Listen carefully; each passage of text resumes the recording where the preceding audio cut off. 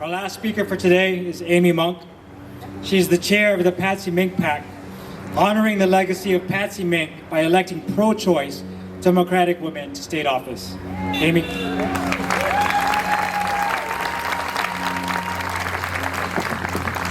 It's so wonderful to be in this progressive space.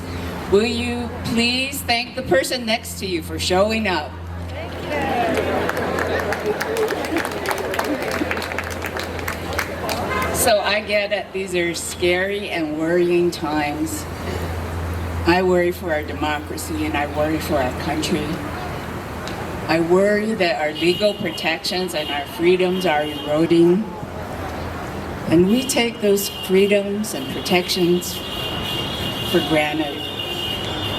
In these times, we need to look for some progressive inspiration. So I give you Patsy T. Mink. When she was denied access to medical school, she went to law school.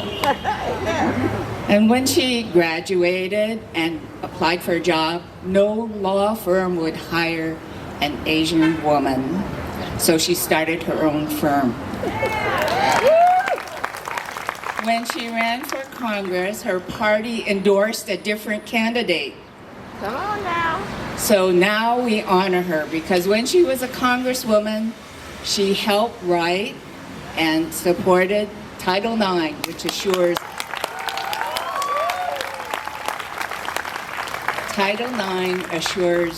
all women and girls equal education. So these days we call that persistence. I see a lot of persistent people here.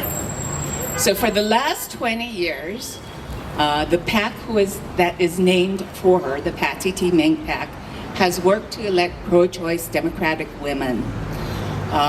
We want to make sure that women's right to choose remains one of the freedoms that we enjoy in Hawaii. Sadly, nationally, we've had several setbacks. We saw the overturning of Roe v. Wade, and sadly, this last big, bad bill will cut off Medicaid payments to many, many low-income women who rely on organizations like Planned Parenthood for their basic medical care. Despite the fact that only 3% of what Planned Parenthood provides is abortion, all payments of Medicaid to Planned Parenthood will be banned under this bill. So now that states get to decide, there are a dozen states out there that have banned abortion. So women in those states no longer have a freedom to choose. So our work is still out there for us. We need to persist. So many besides women are going to feel those Medicaid cuts. You've heard other people talk about them.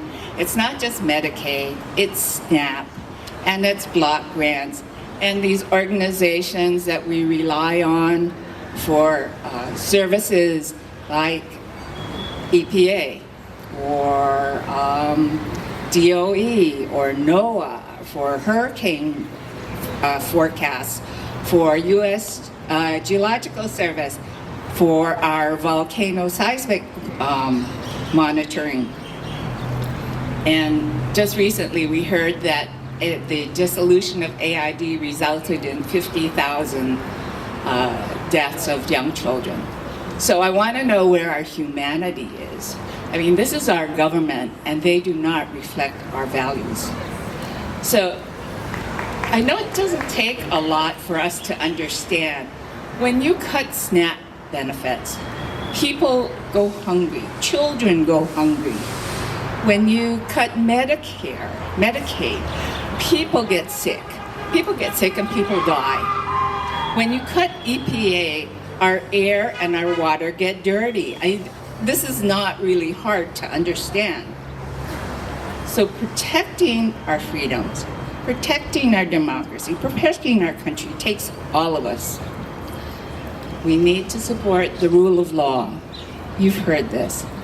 Especially in communities where undocumented immigrants face illegal arrest and enforced deportation. We all need to support free and fair elections. We need to guard against voter suppression. We need to guard against gerrymandering. So free and fair elections are something that we're looking forward to in a year and a half and in 3.5 years.